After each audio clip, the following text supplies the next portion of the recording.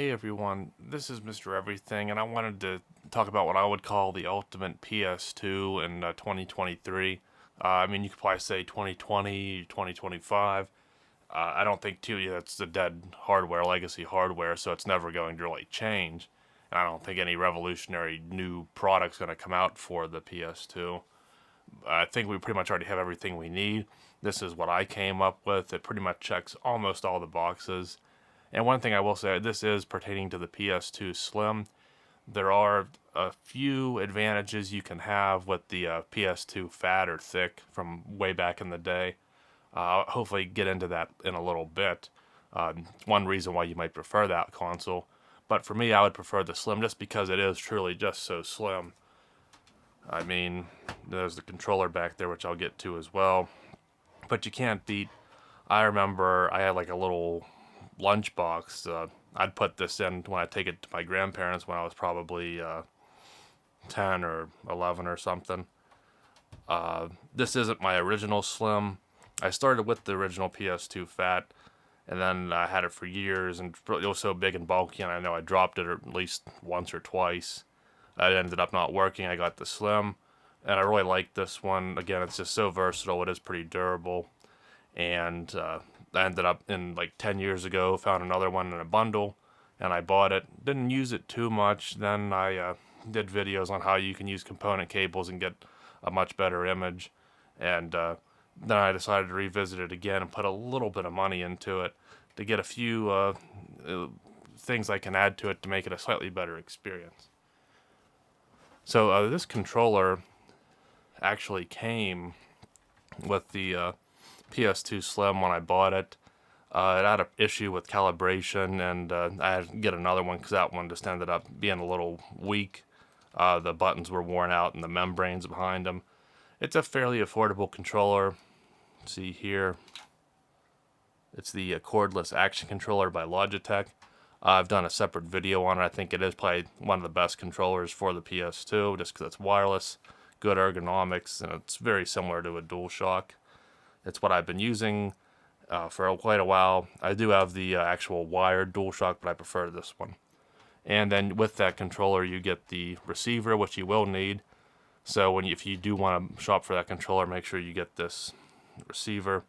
And then you get a light for pairing, and then this pairing button. But once you, obviously since the console's unplugged and not, but this is pretty cool. You just touch it, and again, you'll see as soon as you touch a button, it activates pairing. And since it should already be paired to this, if your console was on, it would just instantly pair up. So one thing I can say in terms of image quality, again, pretty much everyone now has a HDTV, whether HDMI or component. Very few TVs these days even accommodate that little component adapter. It's just one port with the separate wires on it. I'm sure there are people out here that still play on a CRT or an old monitor, and I know a really high-end flat screen, widescreen monitor can still look very good, but you'd probably still use component for that purpose. But otherwise, I have done several videos which I'll link to. If you have a TV that accepts component, the easiest thing to do is just get a set of component cables, not composite but component. It's all factory. You plug it in, change a setting, and it'll look great. Otherwise, if you have a modern TV that just does nothing but HDMI, then you'll have to still use component cables, but I would recommend the best thing is just a simple converter, not an upscaler. So you'll plug your component, and then it'll just transfer that potential HD signal, even though aside from Gran Turismo, I don't think there are any HD games, but it's that high quality signal, and then it'll convert that to HDMI, and that'll go into your TV. Again, I've done that in the past, and I might throw in a clip just showing my setup with how I'm connecting to a Samsung OLED TV. Okay, so if I come behind the TV here, just simply any generic PS2 component cable will work, which is what you're seeing here. Now this here was an upscaler. I did a video a few years ago using that. I thought it would look better, but I really didn't find that it helped much, and sometimes it introduced noise and Just a few things I didn't like about it. So this is just a regular converter that I also got on Amazon. So that goes from component to HDMI, and then I just have a splitter back here just to have a few extra things I can run into one input on the TV. So it's pretty simple, but just that's how I'm using this. So I should be ready to go here.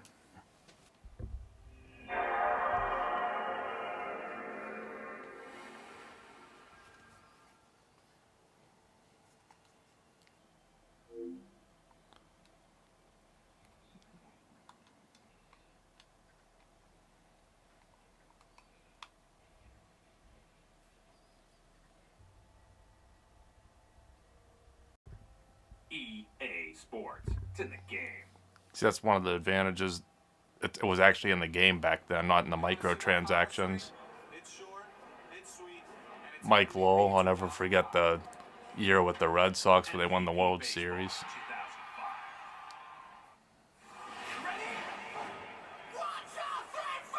And getting quality stuff right here.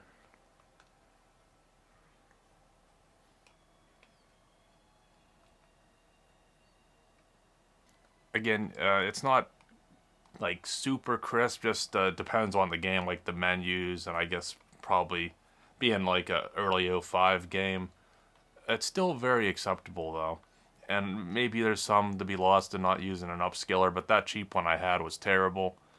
And this, I do get slight black bars, like maybe a couple inches around, but I can still live with it. We'll just do this just to get started here. We're here at Fenway Park. Welcome, everybody. Hello, everybody. I'm Dwight Kuiper with Mike Kruko for EA Sports as we get set for today's Definitely some ball classic names right game. We're here. all set to go with baseball. Today's game is between the game. But you can see the controller up, down, left, right. I don't have any more drift issues. And we're underway with the first pitch, a ball. So I'm used to playing the show, so I gotta remember you gotta hold it. Right around 80 degrees. It's hit a ton. That's a solo. Definitely the way to do it. But you can see everything works though. That was a sweet solo shot. He really got a hold of it and gave it a ride. I think I'll leave it there. I just wanted to show a little bit of gameplay with the wireless controller. Again, on an HDTV, I'm pretty happy with it. Another thing would be memory cards here. So this is the regular official Sony one, 8 megabyte. I think when I first bought this 10 years ago, GameStop had a bunch of PS2 stuff on sale, so I was able to get this. 8 megabytes is enough to play a few games, but when you want to get more serious about it, you can go on Amazon and find these pretty cheap. This is just a generic one. It's 256 megabytes, so instead of having a bunch of these 8 ones, and I didn't have any issues with it being some China brand stuff. It seemed to work. Now, I guess the PS2 can only recognize 128 megabytes at a time. So if you would fill that up, or for some reason you would maybe have 2 profiles, like 2 players, they can put their saves on this one, and you can put yours on this one. But however, not a bad setup. I'll never go anywhere near to using all that up. And then as far as modifications, one I did was a solder mod. It had to do with the perceiving that the tray was open, just a button back in here, which again, if you have that issue, you can search it, and hopefully you'll find my video. I can link it as well, but if you don't have that issue, then you really don't have to worry about it, unless you would want to do the mod so you can play with the disk drive open.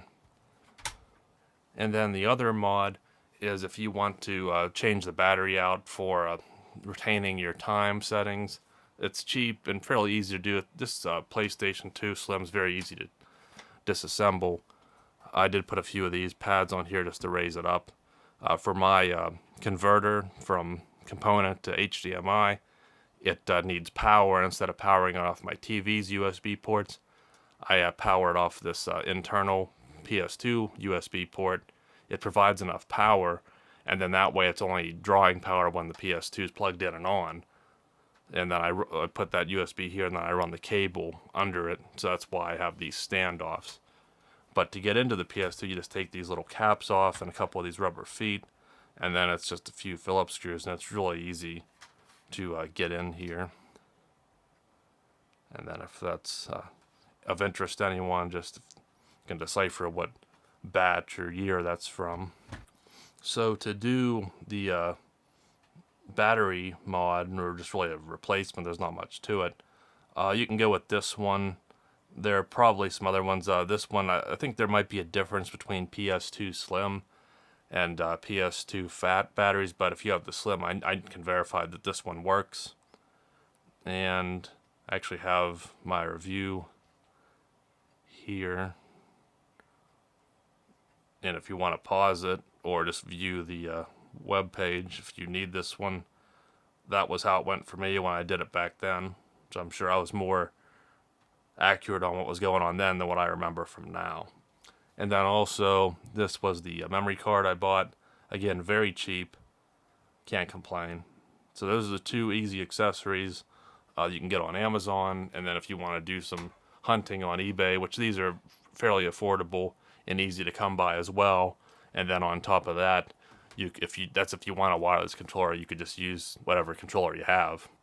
And I think another thing definitely worth mentioning would be like Homebrew and playing games that you obviously own, but you've ripped them onto digital media, so that way you don't have to destroy your precious disc. That is one advantage with the PS2 Fat.